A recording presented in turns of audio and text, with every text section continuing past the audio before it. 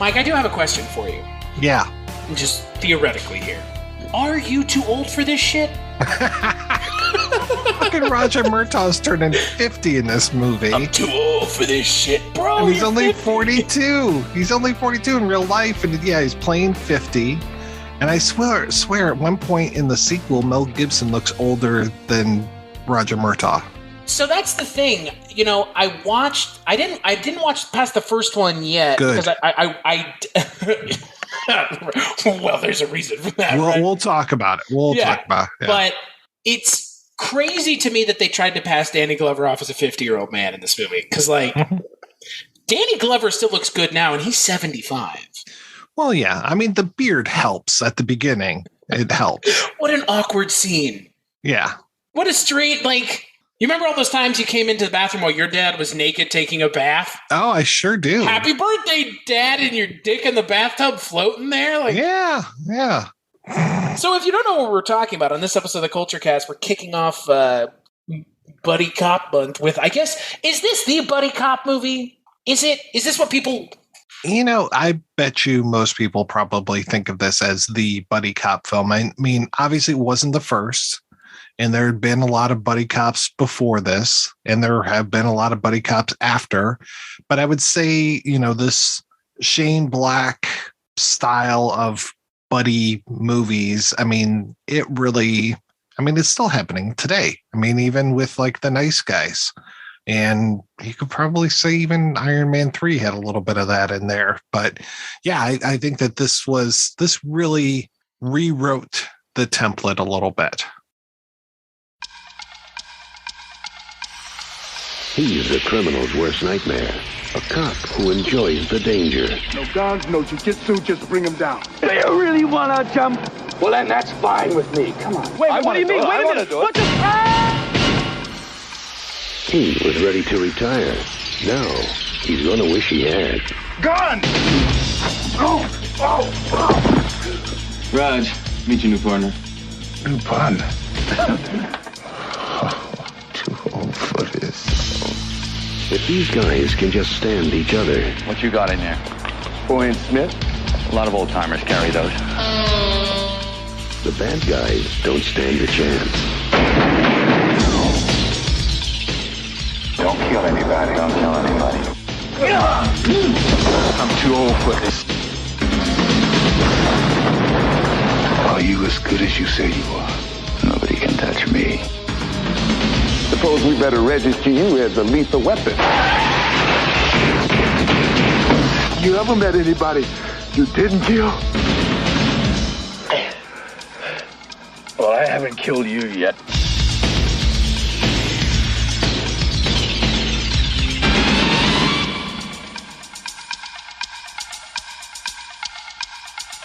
So if you don't know what we're talking about in this episode of the Culture Cast, we're talking about Lethal Weapon. And I'm joined by my good friend, as always. He is the host of the Projection Booth podcast. The other question I have is, which one of them are you in our relationship? Are you Murtaugh? Well, yeah, of course. The old man. I didn't want to assume. You don't have to be Murtaugh. Well, and also being African American, that helps. Yes, also that. Also being African American helps. Jesus. I thought you were going to say you look better. You look younger with a beard than you do with a mustache. I thought that's what it was. As someone who'd never seen this movie before, but has had their idea of what this movie was going to be informed by Naked Weapon, National Lampoon's Loaded Weapon 1, which is actually more of a parody of, I guess, the first and the second Lethal Weapon, less just the first one. Mm-hmm. I didn't know what to expect. Plus a lot of other things. So I watched Loaded Weapon 1 It's so good, for the first time yesterday. And yeah, I really liked it. It's really good, right? Like, it's one of those movies where, like, are you kind of surprised you'd never seen it before? Because, like, it feels kind of in your wheelhouse, right? It totally is. I mean, I love bad parody films, and I had seen, obviously all of the ZAZ films, and I thought it was hilarious. who is it? I think it's John Lovitz talking to Emilio Estevez. Like, isn't it kind of funny? Hot shots. Yeah. Just how they're skirting around that. Yeah. I know that. Oh my God, they're like that. That movie is one of those like gagathons. It's like Mafia for me, where you just put it on and you're gonna laugh. And there's just like some of the most esoterically idiotic shit, like the thing with James Doohan just randomly showing up. Anything with William Shatner in that movie. I could see a little, obviously, Die Hard in there as well, especially when Samuel L. Jackson can't fire his weapon. Right. But that's also in Lethal Weapon, because you get that scene where like, shoot him, right. Shoot him. Which is just like the dumbest fucking thing. Yeah, Loaded Weapon 1 really informed what I thought this movie was going to be, because it was one of those things where I had seen Loaded Weapon 1 and the Always Sunny like parodies of Lethal Weapon more than I've ever seen Lethal Weapon. So I didn't know what to expect. And like I told you before we started recording, I don't think it was what I was expecting it was going to be. It was a lot less polished. It was a lot rougher of a movie. Does that make sense? It was a lot dirtier of a buddy cop movie than I was expecting. Right. Well, it takes a long time before they're even partnered up. Right. I wasn't expecting that either. I mean, again, I think everybody's assumption with Lethal Weapon is, if you've never seen it, is like the movie opens and they're partners. Right. Like, and no, it's like Murtaugh and Riggs are, they rip it off in Loaded Weapon 1 where it's like, he's got a gun! Like, I did not realize that was... I didn't realize that what they were like that was a scene in this movie. I didn't realize that was going to be a scene. But like it's that thing where it's like there's a complete and utter misunderstanding right at the beginning. And yeah, like you said, they're not partners to start with. But I think I was expecting it to, I was expecting it to be more like Rush Hour. Oh wow. Okay. I mean, again, like that's kind of my frame of reference for buddy cop movies is stuff like Rush Hour, which is like what, late 90s, early 2000s, which is, it's a buddy cop movie, but it's more than that in a lot of ways. Now, there's a lot of darkness in this movie, and sometimes it's a little too much, where it's just like, God damn it, Riggs, just shoot yourself in the head, would you? Oh, man. Yeah, that was the other thing. This movie's like pretty dark, too. Again, I wasn't expecting that, because my perception of what this movie was going to be was it was going to be I guess I thought it was going to be more of a comedy. Oh boy, yeah. That's kind of not this first one. This first one. Like that's probably where I think all of my assumptions for this movie stem from. Is I mean, if you just wind everything I've just said back, you could just pin it on one thing, which is the tone of the movie. And the tone of the movie was like Loaded Weapon 1. I assumed that the Lethal Weapon that they're parodying, that movie was already funny. And like the finale of this movie is not funny. It's fucking insane. It's brutal and it's pretty intense and also completely unrealistic. Yeah, there's some wild violence in this movie. Like, I mean, when Tom Atkins gets machine gunned from the helicopter, it's just like, wow, okay. I mean, something's going to happen from the way that he's just standing in front of that window, and feature that window so much. But yeah, I mean, and this was prime Richard Donner as well. I know a lot of credit goes to Shane Black for creating the script for this, but Donner really kept it together and was able to get this kind of action with just a tinge of comedy in here. Definitely not in the first one as much as we would go on. Well, that's the thing, again, thinking about what my expectations for this movie were. When does this series become a comedy? Is it Part 2? Is it 2? Yeah. Okay. Because there's also some dark stuff in the second one. Okay. But as soon as you introduce Joe Pesci, this whole series just shits the bed. Oh man, that's such a bummer. It's a total bummer, but he is so fucking annoying. I mean, that's his character. Just Joe Pesci. Joe Pesci, his character's purpose on this earth is to be annoying, and then sometimes lovable, but mostly just annoying. Yeah, it's so awful. Do you sleep in the nude? He's basically the David Ferry character from JFK, but just toned down just a little bit, like a little less paranoid. Never seen JFK, Mike. Oh, okay. It's on my list of movies to watch. It's very high up at the top of the list of movies that I'm like, I need to watch this movie because that's a thing that I'm really interested in. So, I mean, hey, I don't know. I actually have no idea why I've never watched it because, I was obsessed with the JFK assassination as a teenager. So, that John Lovett's character in The Loaded Weapon, that's who the Joe Pesci character is in 2, 3, and 4, right? Which it took me a long time to realize that John Lovitz is that character, because John Lovitz can play an annoying character, but he is far less annoying than Leo gets, than the Joe Pesci character. That was with the "Do you sleep in the nude" thing, because he says that to I forget what her name is, and that scene's like, "Do you sleep in the nude? Only when I'm naked." It's like, oh my, and but if you're telling me that character is not even that funny and it's just like a fucking nightmare, great. Because he's in all the other ones. Oh, yeah. Yikes. Yeah.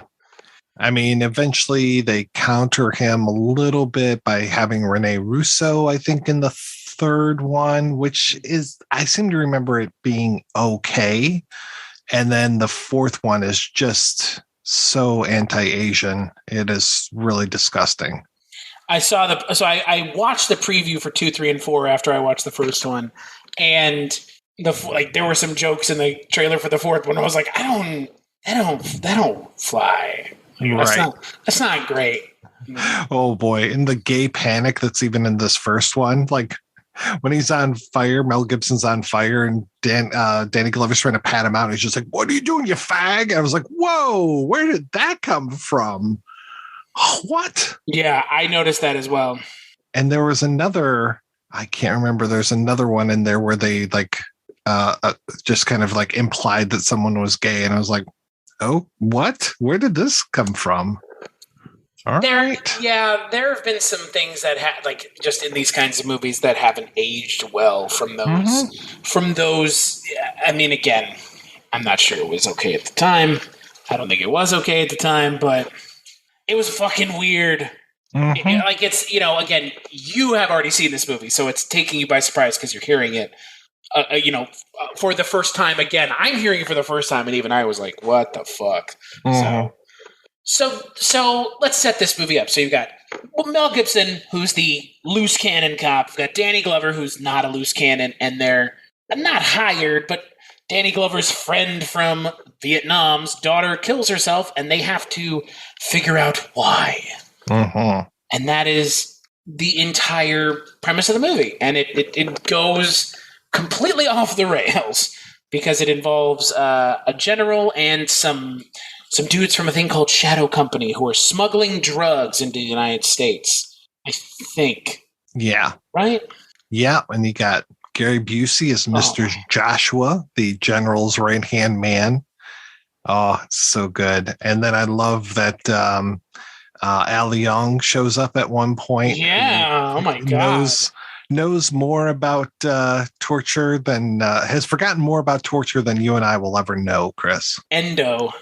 Yes. Endo. Yeah. Look, as someone who's a fan of Bill and Ted, as I know you are, Al Young he plays Attila, right? Or Genghis Khan, yes. Right? Okay, Genghis I'm just making sure. Yeah. I'm just making sure because when I see that in my head, it's Al Young, but I'm just making sure I'm not misremembering it.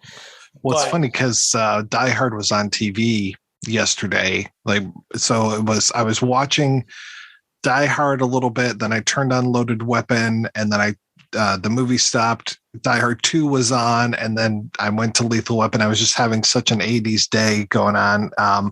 And then, Ali Young, of course, is also one of the mercs in the first Die Hard as well. Yeah, so That's right. Yeah. That's right. It was interesting seeing Edo Ross in this too, because he shows up and he's totally normal, whereas opposed to Edo Ross, when he shows up in things, is just chewing the scenery most of the time. I think most people would know him. God, what was he in? Was it Red Heat? Red Heat? Yeah. He was also in Another 48 Hours, I think. Also the one with K-Mac, Kyle MacLachlan. Oh, The Hidden. The Hidden. Yeah. Yeah. So but Edo he's Ross, such a wild man in Red Heat. And in this, it's just oh yeah, what are you guys doing? You're crazy. And I'm like, no, you're Edo Ross. You're crazy. Yeah, you're the nuts. You want to get nuts? He's the nuts one. It was also really, as someone who just watched Abraxas, it was also great to see Sven Ole Thorsen in this. Yes. Doing what Sven Ole Thorsen does best, which is not opening his mouth and looking intimidating. Oh, yeah. Because the moment that man opens his mouth, oof. That's all is real, not good. Well, and speaking of Die Hard as well, you've got Grandel Bush showing up as one of the other detectives. And I was just like, wow, I forgot you were in this. Right, yeah. Oh, yeah, I was waiting for our good friend Robert Davi to show up. Just walking back behind everybody in the scene. Yeah. Oh, I'm the other detective, Dan Boyette. Right. And again, like we've kind of mentioned this already, like I think I had some assumptions with this film going into it. I expected that there to be like, again, I wasn't expecting this to be like the movie where it builds up their relationship. So when it was, when Murtaugh and Riggs have the scene pretty early on where, Riggs goes out onto the balcony with the jumper and he jumps with him, which I guess per the preview of this movie, that becomes like a reoccurring theme in every other movie is Mel Gibson just jumping off of a tall building. He was the Tom Cruise of the 80s and 90s, just doing his own insane ass stunts just because. Yeah. Yeah, pretty much. But there's that scene where Riggs and Murtaugh are in that like bodega and Murtaugh just hands him his gun. He's like, fucking kill yourself then. I was like, holy shit, what fucking movie is this? Yeah. Oh yeah. It's their dynamic is very different. I don't know how this is going to go across, but I think Danny Glover's miscast in this movie. I don't think like that character that they're having him portray. I think they should have actually had an older actor. Oh, okay. Yeah, I could see that. I like Danny Glover in this movie, but the character that they wrote and that they're getting you to believe is the way that he is not believable when it's a guy who barely looks younger than Mel Gibson. Yeah. I mean, I've just always accepted it that he was a lot older than Mel Gibson, even though in real life he's only 10 years older than Gibson. Right. I mean, again, it just, I really enjoyed this movie and I really liked their chemistry, but I think if that's what they were going for, I would have preferred an actual older actor because I think that dynamic could have been just as interesting or more to mine because, again, there's a point in this movie where you're essentially being made to believe that Danny Glover can't hold his own. Right. And that's just not, I don't believe that, this movie, and I know this is going to be a shameless self-promotion, but somebody like Peter Falk would have worked in this role. Like someone who's just a crotchety pain in the ass by Dan Aykroyd's character from Dragnet. Right. That's kind of what they were going for. Well, even Tom Atkins, had he been the Murtaugh character. Yeah. Yeah. Yeah, I mean, again, I love Danny Glover. I'm not complaining about Danny Glover being cast in this movie. I think it's just the character that was written as it's written in the script that they have in the movie that probably could have benefited from even Tom Atkins. I mean, he's already in this movie. And Tom Atkins is great, given, I would say, very little to do other than scream, kill them all, in a fucking crowded bank, man. Come on. What are you, people are going to think you're crazy now. Wait a second. Where does Tom Atkins yell, kill them all in a bank? Remember when Murtaugh and Riggs go to visit him and he's like, I want you to kill them. I need you to kill them. Oh, okay. Thank you. And it's like, whoa, dude. I forgot about that. Yeah. He's, I'm a huge fan of Tom Atkins. I like him. He's great in, He's in The Fog, right? Mm-hmm. He's in The Fog. He's in Halloween 3. He's doing something else I saw. Night of the Creeps is fantastic. Night of the Creeps, yeah. Yeah. Good news is your dates are here. Bad news is they're dead. Yeah, oh my God. Talk about a movie that is definitely all over the place. Night of the Creeps. But again, it's fun, right? I mean, that's the thing about this movie. This is a pretty fun movie, even as it kind of gets oddly serious towards the end. Yeah, well, and then that big hand-to-hand fight with Mr. Joshua at the end where it's just like, no, we're not arresting this man. We're just going to have a fight here in my front yard when it suddenly begins to rain. Like I mentioned in the opening of this episode, there are parts of this movie that are wholly unbelievable. That is one of them. For a movie, and again, for a movie that by my approximation, I'd be curious how you come down on it. It tries to ground itself in reality. At least this one does. It starts in reality, but I'd say the more it goes, I mean, I think there's a shot in Kiss Kiss Bang Bang, which is similar as far as like a guy running around a freeway and, you know, like Robert Downey Jr. looking over the bridge and stuff. This very much has that same type of feel. And especially with Riggs running down the middle of the street with his shirt open and that huge fucking machine gun. I was like, this is a pretty iconic shot. This is burned into my memory here. Yeah. Oh, yeah. No, that. And it's really funny. You mentioned him running around shirtless in the middle. She's like, what the fuck is it? What is going on in this? This movie's just completely gone off the rails. But again, like you said, it does start in reality. But by the end of it, it's like you have two dudes fist fighting surrounded by cops, West Side Story style. Oh, yeah. Like, the cops might as well be snapping on the sidelines as, you know, Mel Gibson and Gary Busey are brutalizing each other. And then they smoke his ass. In a John Woo-esque slow-mo moment, little bit of the slow-mo, bringing it back. I was pleasantly surprised to see Gary Busey get gunned down in slow-mo, so there was that. Well, because he didn't abide by the rules. You know, he was beaten fair and square, but no, he had to come back up with a gun. That's it, man. You're out of here. Yeah. Don't do that. Yeah. I'm curious though, for you, like, where does this film kind of come into the buddy cop realm? Like, is this a leader of the pack? Is this towards the top? Is it good, but other things end up being better that it influences? Kind of, where do you come down on it? I mean, I always go back to another politically incorrect film, which is Freebie and the Bean. That for me is kind of like, it's again, probably not the origin of it. I would say even, gosh, I mean, because you got buddy cops, you get buddy outlaws too, like Butch and Sundance. But right, I'm trying to think of where, I mean, gosh, buddy cops go, you know, back to like Car 54, Where Are You? And Dragnet and these kind of things. But as far as this type of movie where, again, you're not getting a whole lot of comedy in this one, you get some. I'd say Freebie and the Bean is probably funnier.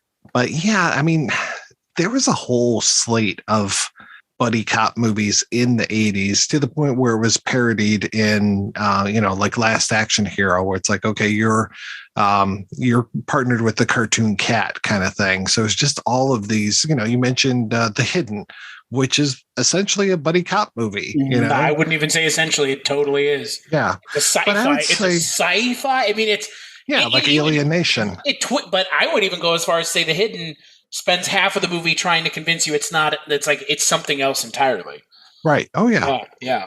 And you get the mystery at the beginning with the guy in the car, and you're just like, "What the hell happened here? Why is this guy speeding through the city and unable to be killed?" And all these things.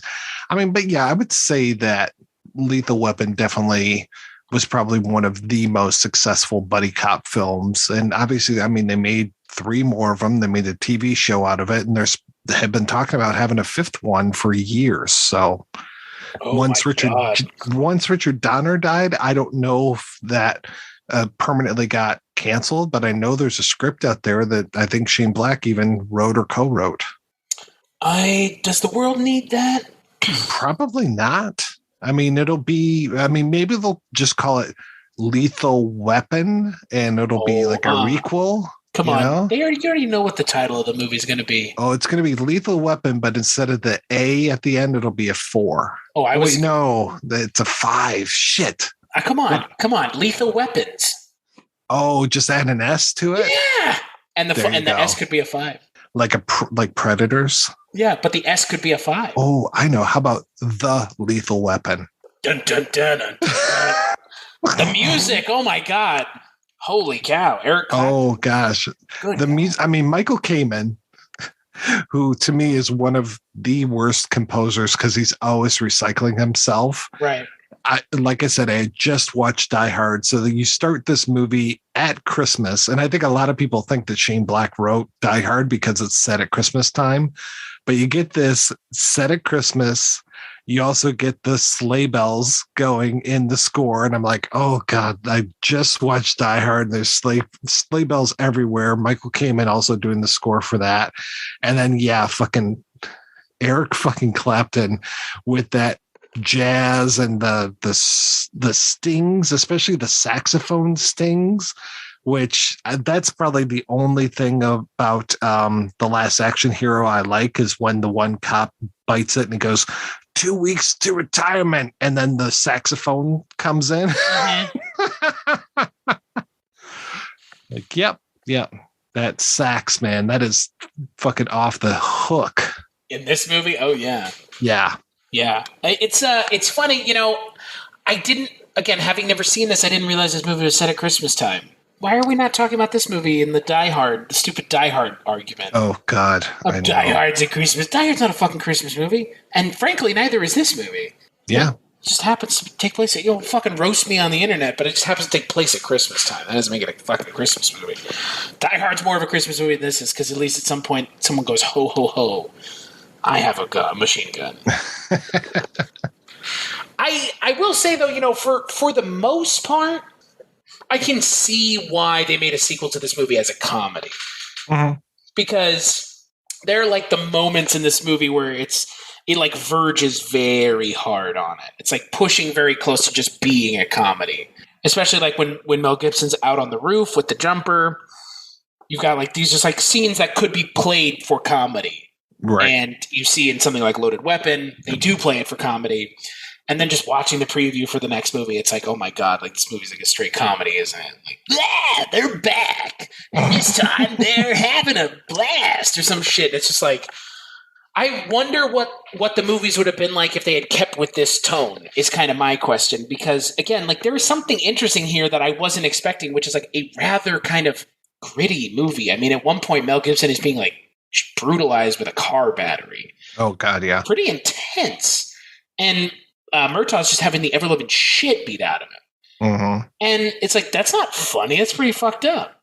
So, well, and it really plays into that please torture me on screen thing that Mel Gibson just loves. God. Mel Gibson, man. Like, I mean, it is a Mel Gibson movie, but Mel Gibson has made no friends in the industry recently, it would seem, or I don't know what the fuck. I don't know what the deal with Mel Gibson is. Does anyone know what his deal is? People throw around that canceled word a lot. I'm shocked that he hasn't been canceled, that he still is out there just making movies like nobody's business. He's got a sequel to Passion of the Christ coming out pretty soon. He's got the Father Stew out right now. I mean, just even that, like Robert Rodriguez would cast him and stuff. I'm like, wait, what? That's odd. I think Will Smith, but he's similar. I would say that Mel Gibson's star at some point is so high that like there's no amount. Like it could be tarnished, but it could never really be lowered. Mm-hmm. I mean, similarly to Will Smith, it could be tarnished, but it's like never going to go away. Like right. He's Mel Gibson. Like he has been in some of the most famous films of all time. This is one of them. Mad Max is one of them. What's the other one? Braveheart. Yep. Movie I have made it a point to never see. So. Oh, don't forget the Beaver. Oh, I've heard it's good. I don't know what you want me to tell you. I don't know. As soon as I heard the premise, I was like, yeah, no. Supposedly it was good. That's what I heard. I mean, I like Jodie Foster. She's like her sometimes. She's pals with Mel Gibson, though.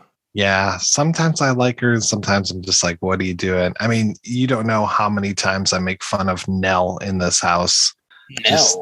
Nell, the one where she speaks like a kind of a crazy person. Do you remember Nell? She's raised out in the wilderness. It's her, and she's found by Liam Neeson and Liam Neeson's dead wife, I think. But yeah, she has this whole made up language that she speaks. I'm a pay in the wind. It's crazy. No, but I've seen her in Bugsy Malone. Is that similar? Maybe. Oh, good God. I mean, look, Jodie Foster's in Silence of the Lambs. Can she really do any wrong? No, not really. But Mel Gibson, on the other hand, Yeah. oh my God, yeah. Unfortunately, Mel Gibson. I don't know enough. I know what he said because a lot of with Mel Gibson, it's not physically anything. It's all just like terrible things that he's said, right? Right, and that his father's like one of the best known Holocaust deniers that's out there. So I mean, I'll tell you, if you're going to be known for something, maybe don't be known for that. I mean, I will say that his father doesn't reflect on him for me, but at the same time, his other things speak loudly enough for that. So, yeah. You got that right, sugar tits. Yeah, well, you can't say the other ones because they're way worse. Yeah. Jesus Christ. But I will say, all of Mel Gibson's problems aside, because he has a lot, he's good in this movie. Yeah, he's a little much at times. Like I said, it's just like much at times. It's like, please, Riggs, just kill yourself. I don't need to hear it. And then I can't remember if the Three Stooges are just in the second one or if they come up in the first one. But like, he's such a fan of the Three Stooges, and that comes out at some point. It came out in the first one. Okay, all right. When he's doing the thing with the trees, and he's like, he's yawning. Like, what the fuck is this shit? Like, That's right. Okay, Shane Black, like he was really like the Three Stooges. We get it. Like, trying to inject the movie with a little slapstick. That was a little strange. No, it's with someone like Mel Gibson, I think the thing that I couldn't really stop focusing on in the movie is how fucking frequently his Australian accent kept coming through. Oh boy, I'm glad you brought that up. This is a Diet Coke. A Diet Coke. All right. Where are you from again, pal? Yeah. It's really bad. Like, in a way that movies like this shouldn't be. Does that make sense? Like, especially with your second or your main lead. I mean, he's just all over the place. It's like, it's not even scene to scene. It's like line to line. Like, that's how like wild it is. Like, they must have really liked Mel Gibson, because otherwise there's no reason. Like, you're not going to put up with that from where like every fucking time you deliver a line, it's going to be drastically different. Like, yeah, it really comes through when he's talking, like when he's like talking to a character, he's filled with emotion. It's like he can't help himself. Oh yeah. But when he's like screaming things, it's not very noticeable. But man, it's just. Does it get better in the other ones? Because I don't really think about Mel Gibson having that Australian accent. I think it does get better in the other ones. So yeah, I watched 2 again, and like I said, I didn't realize that Pesci came into 2, and then as soon as he did, I was like, oh fuck, it's all over. There's some good parts to 2. Joss Ackland is really good. It's also strange. I think they basically solved the murder of Riggs's wife in that one. And wait. His wife died in a car crash. Yeah, but I thought that they make mention of like, oh yeah, I saw your wife when she was bleeding and da da da da da. So I'm like, what? I think one of the South African guys talks about that, but okay. It could have been. I was pretty fucked up yesterday, so. Was rolling. Yeah, I was like, I gotta get through this shit somehow. Yeah, somehow I have to make it through here. Yeah, I'm really curious to watch 2 now because I like Joe Pesci. Oh boy. Okay. I shouldn't like Joe Pesci, is what you're saying. I mean, I like Joe Pesci. Me too. It's funny because there's a moment where they're talking about a fishing boat between Danny Glover and Joe Pesci, and I was just like, oh yeah, guys, you remember that movie? You're gonna just go fishing, huh? Just fishing, and then cause a stunt woman or stuntman to die. The saddest fact of them all. Right. The movie was made, and someone had to sacrifice themselves to make a movie about Joe Pesci and Danny Glover fishing together. Great.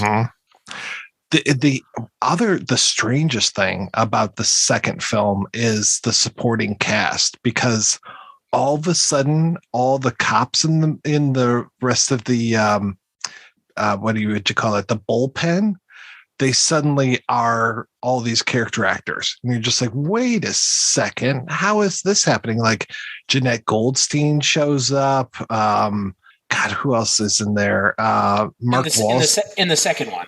Yeah. Dean Norris is another one. And I'm just like, wait, what? Like Grandel Bush is still there, which is good.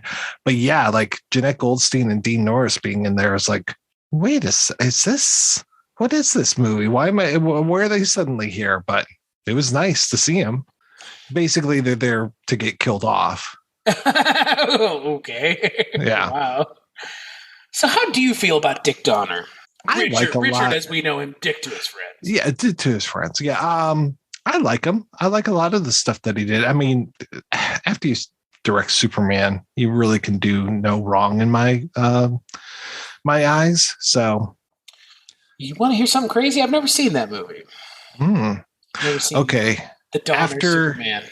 After killing many of the investigating officers, this is about Lethal Weapon 2, Vorstedt seizes Riggs at Van de Haas's apartment and disclosing that he was responsible for the death of Riggs's wife years earlier during a botched assassination attempt on Riggs.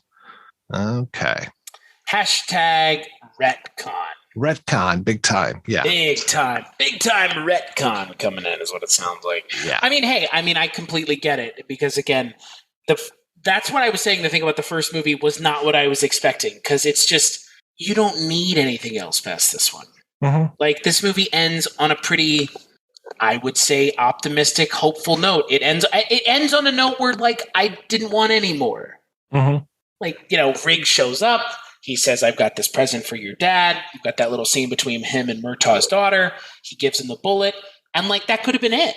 Like, and it even could have been it when he, Murtaugh comes out and talks to him. But at the end of the movie, I was like, I want to see more of this. It's like, right. This is kind of like, if this is where the character's story ends, like, it's a pretty good story. I think the climax of this movie is a little muddy. Uh-huh. And I actually, the scene in the movie that I really actually did not like, I was not a huge fan of anything that happened in that desert out in Victorville.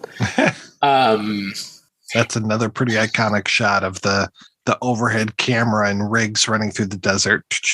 Yeah, which is great, but like that scene goes on for way too long. And I don't think that there's any point in that scene where it's like, I actually think they're going to get away. Mm. I don't know. I felt like that scene kind of sucked all the air out of the room. I mean, I appreciate the camera work because it's an impressive scene to look at. I mean, those helicopters close to the ground, the practical shots with the helicopter hitting the car, like all really impressive practical shots. But I don't know. I felt like the scene felt like it was expecting you to find it more interesting than I maybe did, and that's a me problem. But for how the film kind of wraps up with the main villain kind of just dying, and then it turns out Mr. Joshua obviously is the film's main villain.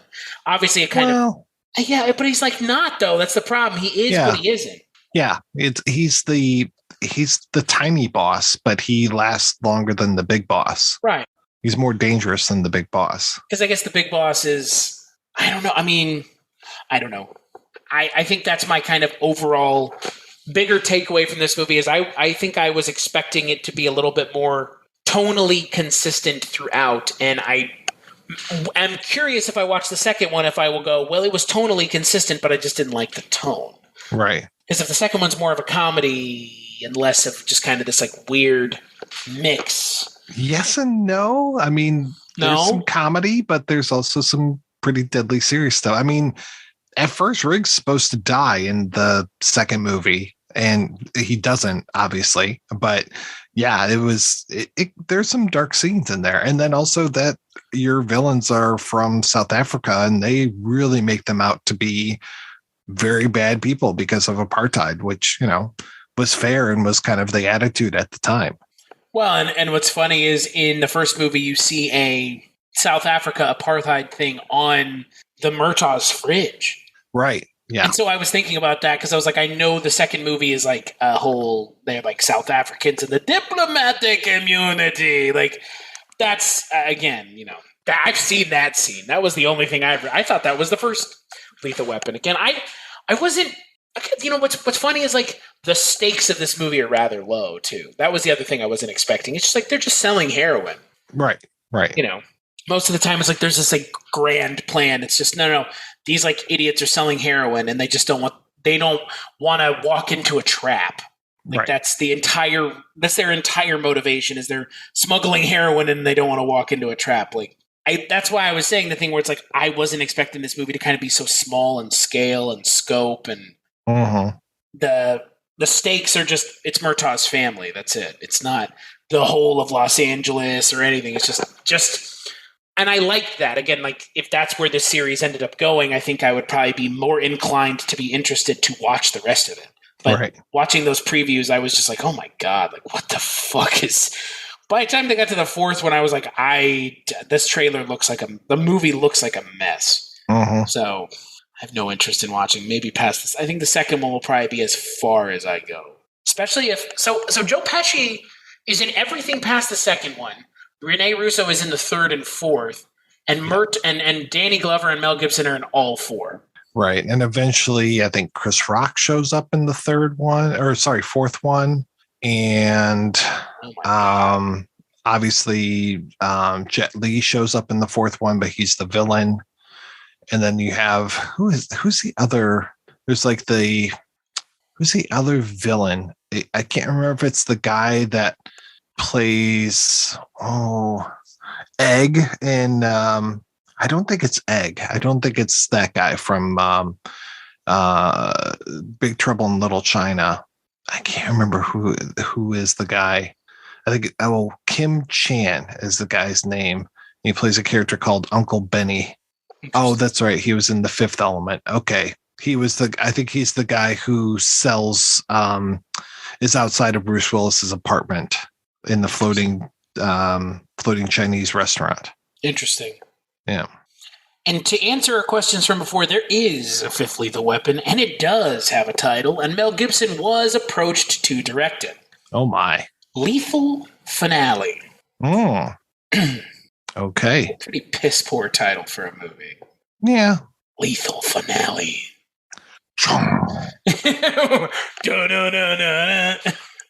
I never saw. Did you ever see the TV show? You ever see the Lethal Weapon TV show? We watched some episodes. Yeah, we watched a couple episodes, which was funny to me because it was who was the Damon Wayans. Yeah, Damon Wayans, which then led me back to Last Boy Scout. But he in this one in Lethal Weapon, the TV show, he's playing the straight man. Right. And Clayne Crawford is not, and then he becomes such a pain in the ass to work with that they fire him and kill Riggs in the show. Yeah, who did they bring in as second Riggs? Sean William Scott. That's right. Second Riggs. What about second Riggs? Is he Riggs's like cousin or something? Twin. God. What the fuck was that movie we were watching where it's like, no, it's his twin. Oh, what Better Tomorrow 2? That's yeah. Yeah, another buddy cop movie. That's right. Or buddy criminal movie. Is that what that is? A buddy criminal movie? It's a buddy movie. I will say I would prefer to have watched John Woo movies over this movie. Oh, hell yeah. Oh, well, I know, but it's like it's almost unfair in a way, like how good those John Woo movies are for action. Because like that is the thing about this movie. The action is okay. It's not great, right? Like it's not. You know what I mean? Like I'm not deriding the movie's action, but if someone asked me like what was the best part of Lethal Weapon, I wouldn't say like the action was. It would be like the interaction between the two leads and kind of everything that their characters are put through. But like the action, the only action in this movie really is the scene at the end with Mel Gibson and Gary Busey fighting each other. Right. They really amp it up in some of the other films. I kind of figured as much. Yeah, more set pieces and stuff. This kind of, I don't know, again, having not seen 2, 3, and 4, like, I feel like a Terminator parable might be apt. Like, the first movie is this kind of small budget, smaller movie, and then it's like, nope, now we've got this, like, crazy budget. People know what to expect. Let's make something crazy and weird and over the top. And this is, like, again, like such a small in scope movie that I was just, like, really was taken aback by how it's just a cop movie. Yeah. It just happens to be a buddy cop movie, and it happens to have Mel Gibson and Danny Glover in it. Mm-hmm. But no, this was a very good suggestion because you helped me put this month together, and like I said, I'd never seen it, so this I can see kind of why this ends up being so popular because you look at this and go, I can put any two actors together and hopefully get something out of it, which is, you have all of those movies that come out of that, the one with Jay Leno and Pat Morita, the one with Sam Elliott and Peter Weller, the one with Dan Aykroyd and Gene Hackman, the one with James Woods and Michael J. Fox, the one with, oh gosh, there was another Dan Aykroyd other than Dragnet. Was it Gene Hackman and Walter Matthau? Oh my God. Couch Trip. I've never heard of that one. Oh boy. The one with where does it the Pat Morita and Jay Leno one? The one with dead Denzel Washington and racist Bob Hoskins. Oh, the one with dead Treat Williams and musclehead Joe Piscopo. Yeah. Oh, Dead Heat, right? Yeah, you're talking Heart Condition. Yeah. Jesus H. Christ. Mm-hmm. I'm trying to think, East of Eden is technically a buddy cop movie, right? Yeah. Oh God, another Dan Aykroyd. Dan Aykroyd, Father Malone's favorite. Oh boy. Really just turns up the insanity to 11. But looking at it like this kind of, again, even with Freebie and the Bean, like this is kind of the most high profile buddy cop movie. I would say so. Yeah, I definitely think, there were so many movies like once this was successful, because there had been buddy cops before, but this being so successful really was just like, okay, what can we do? Call up Anthony Edwards and get him with Forrest Whitaker. Let's have a buddy cop movie that way. Or so many. Yeah, it informs the decisions that are made for like 2 decades afterwards. Oh yeah, yeah. Because I don't know if Jackie Chan and Chris Tucker. I don't know if Rush Hour happens if Lethal Weapon doesn't happen. Right.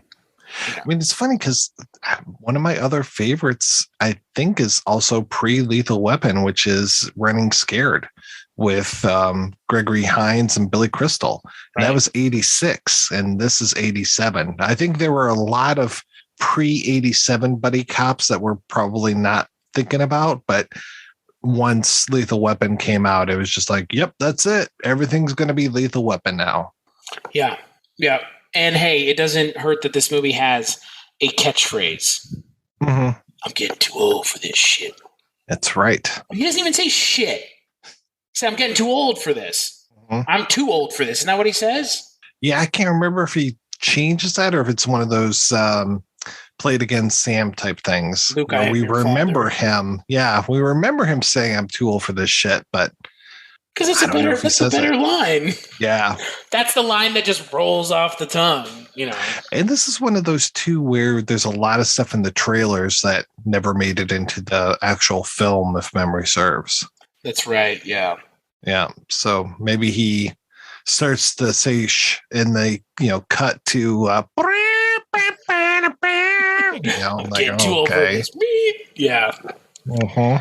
Yeah,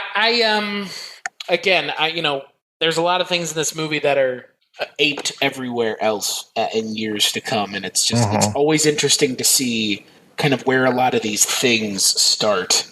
And again, I'm kind of disappointed that there are so many of these movies, but at the same time, I totally understand why. Because you sit down to watch this movie and Mel Gibson and Danny Glover do have a fair amount of chemistry. Mm-hmm. Buddy cop movies are essentially male romance films in a lot of ways because the two characters the two characters, even if they don't like each other, they have to figure out a way to get along because otherwise you're not going to want to watch that movie. So in this, I know like Danny Glover was a known quantity before this, but really this put him on the map big time. I mean, he was in Places in the Heart and of course, Color Purple. His role in Color Purple is just amazing. But yeah, after this, it was just like, okay, here's a actual viable African-American star that is not going to be too threatening for white audiences. Apparently, I mean, I hate to put it that way, but that's what it was. It was like, oh, okay. Yeah, this guy's good. I mean, I think also like your Eddie Murphy helped lead to this because Beverly Hills Cop is not necessarily a buddy cop film, and definitely 48 hours. He's not a cop. Obviously, he's a criminal, but he kind of pretends to be a cop and helps, the cop helps. Why am I blanking on Nick Nolte's name? Yeah, helps him out and everything. But yeah, it's I think Eddie Murphy helped give Roger Murtaugh life. Oh, I was also going to say, couldn't you also draw some influences to something like I Spy? Yeah, I can see that. Yeah, the Salt and Pepper Team. Yeah. Yeah. I mean, again, it's terrible as it is to know who one of those people is in that equation, being fucking Bill Cosby. Right. That again, kind of like you said, it kind of sets the stage a little bit because something like that leads to a movie like this. I mean, I Spy was rather successful. Oh yeah, it was a huge hit. If I remember correctly, the movie, not so much. Oh God, yeah. Holy shit! I almost forgot that even was a thing. Yeah, well, that movie, what was that? The one that Walter Hill wrote, and I can't remember if he directed it, but it was Hicks and Boggs, I think it was the same actors, Culp and Cosby, in that, which was funny because then all those years later, Hill would do 48 Hours and another 48 Hours. And Robert Culp was in Columbo. Yes. I forgot that Danny Glover was also in The Color Purple, Silverado and Witness. He's a really good heavy in Witness. Interesting. Yeah. I haven't seen Danny Glover in enough things. I mean, I'm trying to remember what the fuck I have seen him in, to be perfectly honest with you. I think it would probably be Angels in the Outfield. He's in Saw. He is? Yeah, okay. He's in the first Saw. He's Detective Martin Tapp. Like he's actually ostensibly the main character of the first movie, of the first Saw. Because the first Saw is a cop. It's a cop procedural. So we saw him in A Rage in Harlem. That's right. Predator 2. Oh my! I mean, that's for me. That's the Danny Glover role. Is right? Predator 2. Yeah, I love Predator 2. Look, Predator 1 is good. Don't get me wrong. Schwarzenegger, but Predator 2 had a much harder hill to climb to be a better movie. Mm-hmm. And it was also one of those movies that features the Gary Busey performance that this movie has, that Point Break also has, which is like crazy asshole Gary Busey. Yep. Which I appreciate. I really appreciate the shit out of Gary Busey. I mean, his Mr. Joshua is fucking fantastic. Like, especially when they grab and they put his arm there and hold that lighter underneath his hand. I was just like, yeah, this is awesome. Yeah. This is great. Gary Busey is a character actor who can literally only play one character. Mm-hmm. And it's a perverse version of himself. A very perverse version of himself, because I think that Gary Busey is probably not all there. But hey, that's okay. We don't always have to be there. But he plays really unhinged characters really well, and I also think that's because he just looks unhinged. Mm-hmm. I guess he is unhinged. I don't know. Maybe he steers into it. Maybe he leans into it. I don't know. Yeah. I mean, you also have to remember how many accidents the guy's had over the years. So that's right. He's had probably some good brain damage going on. Well, he did. But I think he plays into a lot of his insanity. Right. Well, and to be fair, if you're known for being insane, you don't all of a sudden one day wake up and stop being insane. Right. Right. I will say it is disappointing that Mitchell Ryan is effectively given nothing to do in this movie. Yeah. I feel like that's a big missed opportunity to have had somebody else in that role do anything other than what he did, which was like not much. And he gets killed off before the climax of the movie. He doesn't even make it to the final part of the movie with Gary Busey. Like you said, they leave Gary Busey to the end. So that should inform you as to how little Mitchell Ryan's character is thought of, which is funny given that in Loaded Weapon, they give him a lot more screen time than he gets in this movie. Yeah. Well, Loaded Weapon is odd just because I thought that it was going to be all Tim Curry? Tim Curry. And then when General Motors shows up, I was like, wait a second, there's another villain to this? Okay, I kind of liked it, but I was very surprised. General Motors, mother of God. Yeah, I bought a car from him once. Oh my God, one of my favorite gags in that entire movie is, Sarge, it's tingling. That means it's working. That's the only thing I remembered from that movie. Yeah, I remember you mentioned that. Oh my God, that movie is, again, it's not as perfect as Naked Gun, but it's parodying a different kind of movie. Mm-hmm. It's parodying buddy cop movies. So, oh yeah, no, Loaded Weapon it's a lot of fun, but yeah, it kind of ruined this movie for me in a lot of ways because Sure. Yeah. It took me 32 years to see Lethal Weapon, and I saw Loaded Weapon at like age 18. So right. There was another like 14 years past when I turned 18 that I didn't see Lethal Weapon. So, and I honestly, like when I was watching it, I was trying to like think, like, why had I never seen Lethal Weapon? Because it's pretty iconic. I mean, it is iconic. And again, like we talked a little bit about already, like it is kind of the buddy cop movie. Mm-hmm. So I don't know. It's just weird. It was like a fucking blind spot. I'd seen Dragnet a million times. I'd seen Lethal Weapon. Okay. I'm glad I watched it though. I enjoyed it. Good. Yeah. I'm glad you liked it. Yeah. And it was pretty good, I think, overall. Mm-hmm. I'm not too tempted to go further, especially with all you've said about 2, 3, and 4. People will be like, no, he's completely wrong. Joe Pesci's the best character. 4 is fantastic. You're a bunch of woke assholes thinking that it's anti-Asian. Be like, okay, yeah. Yeah. I mean, I found it problematic when I was watching it. So, like, it's not like I was looking at it with fresh eyes going, oh, man, the anti-Asian rhetoric in this movie is really bad. It's like, no, I thought that back in, when was that last one released? 98 or something? 98, yeah. I was just like, oh, my God. This is really bad, guys. And what's funny is it's 11 years in between the first movie and the second and the final movie. Mm-hmm. And yeah, I just watching the preview. If you watch the previews for these movies, it's like, what movie are we at here at the end? Mm-hmm. I mean, really, like, where it really just kind of clearly goes off the rails. So, oh yeah, it's too bad. But I mean, again, as fans of a franchise like Indiana Jones that has its 5th movie coming out here in the next year, God knows, I'm not going to say we don't need another Lethal Weapon, because if there's a story that they think is worth telling, far be it from me to say no. Maybe it'll be good. It could be good. Maybe it'll be a return to form. Maybe Mel Gibson will make a good movie. But if they're all comedies and this first movie's not a comedy, I don't know. Maybe I'm not as interested, because if I want to watch a comedy, I'll just watch Loaded Weapon. Mm-hmm. Like, because that's actually a funny movie.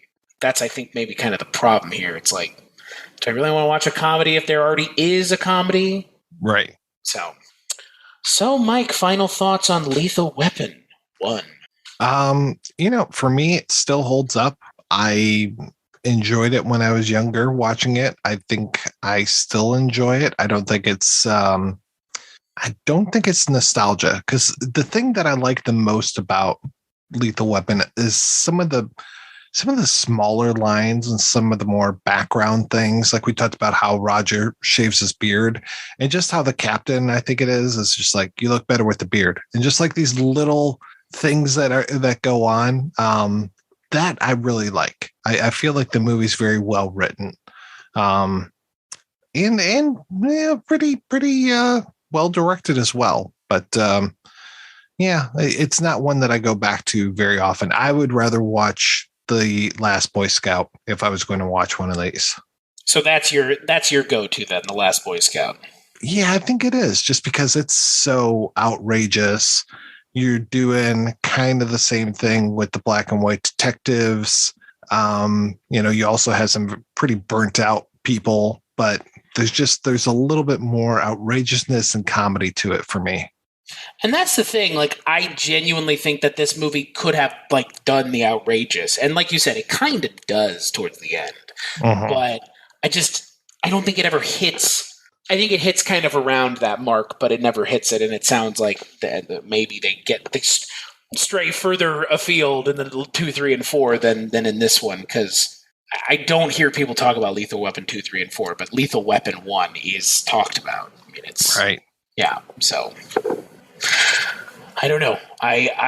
For me, I enjoyed it. I think, again, there were some things that I was definitely not expecting. There were some tonal things that were just, hey, again, having never seen this movie, but having my opinion informed by other funnier things that are intentionally funny.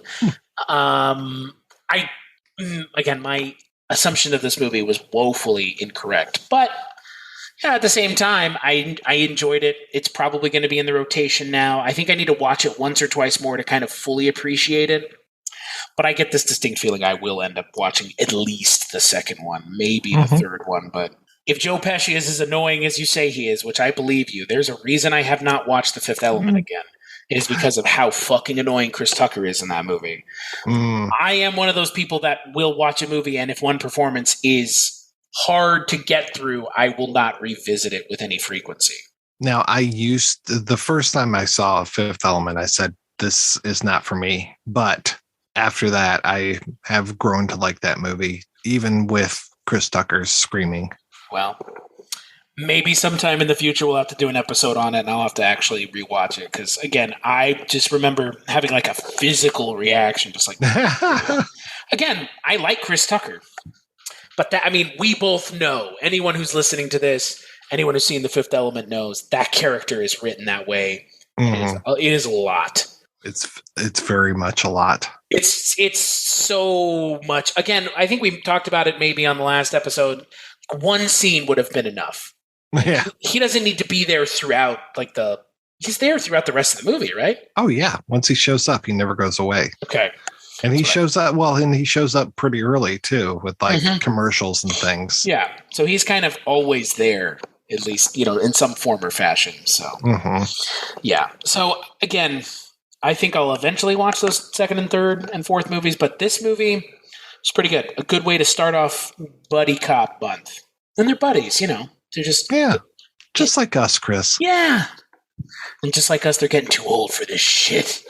Or getting too old for this stuff. Whatever Danny Glover will end up saying, that's much more memorable than "I'm getting too old for this." Exactly. It doesn't have the same ring to it that everything else does. So on that note, let's take a break and we'll play a preview for the second Culture Cast of Buddy Cop Month. Dragnet.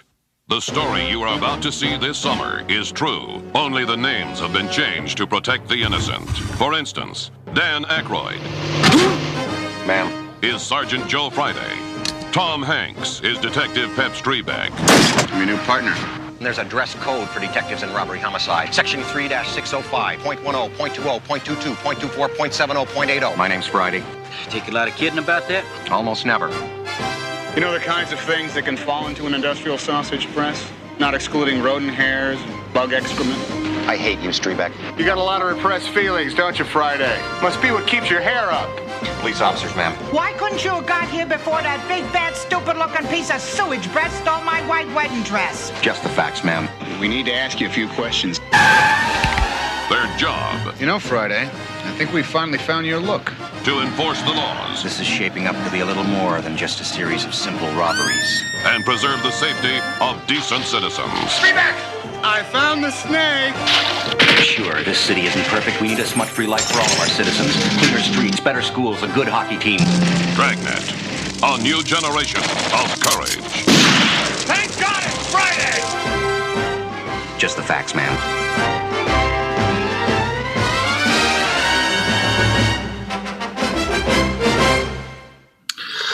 That's right. We're going to actually be talking about a movie that we just mentioned on this show. We're going to be talking about Dragnet, which is a comedy with a wild song that we spend a lot of time talking about. Mm-hmm. It's a city of crime. Yeah, that is Bobcat Goldthwait in that movie? No.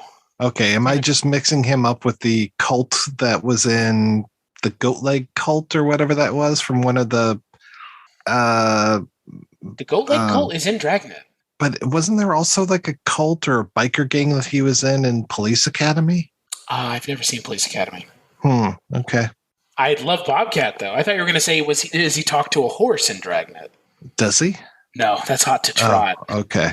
The John Candy horse movie. Yes. Good God in heaven, that movie is a fucking nightmare. Talk about movies that probably sounded way better on paper than they did in reality. Hot to Trot, ladies and gentlemen, which we have done an episode on. But Mike wasn't on that episode because Mike's podcast doesn't talk about shit like that. You have many more things to fill your cup with than the bottom of the barrel. God, so fucking subterranean, frankly, with shit like Hot to Trot. It's part of the Warner. It's part of the Warner Archives collection, otherwise known as shit that nobody really wants to rewatch. So I just remember I own Hot to Trot on DVD, and it has that like Warner Archives, and it's like, who the fuck? I own it, but who the fuck else wants this fucking movie? So yeah, Mike, what's going on over at the internet's favorite movie podcast, The Projection Booth? Well, this month we are talking about Soviet films. So we're talking about a whole bunch of stuff that was made during that kind of thaw period between when Stalin died and pretty much a little bit after when Khrushchev was ousted. So it's a lot more funny and joyous than I tend to think of Soviet films as being. So some good stuff. Come on over to the projectionboothpodcast.com, projectionboothpodcast.com, and take a listen. Soviet films, huh? Yeah. Good. So we've even got a couple films that I believe were made in the Ukraine at the end of the month. Nice. Yeah, sure. Why not, right? Sure.